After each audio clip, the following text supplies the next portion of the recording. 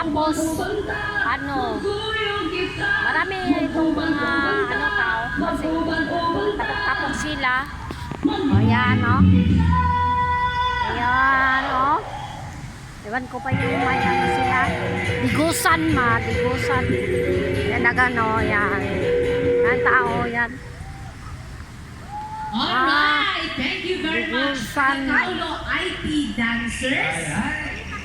Moving on to our program, we will now have another message.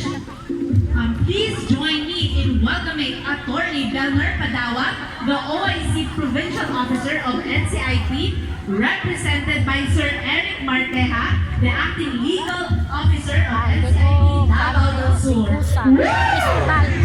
Ayan, Digusan Festival pala mga guys. Ayun. Kaya ano ni maraming kaya pala maraming tao dito. Kasi na ayan Hey, mayong buntag sa tanan.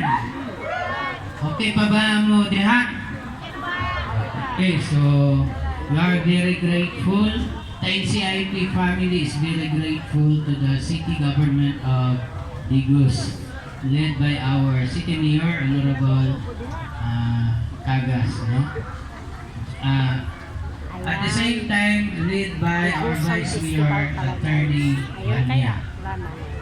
We are very grateful. It's because in 57th Paligusan Festival, for the indigenous peoples, we are really supportive to these activities. No? With a team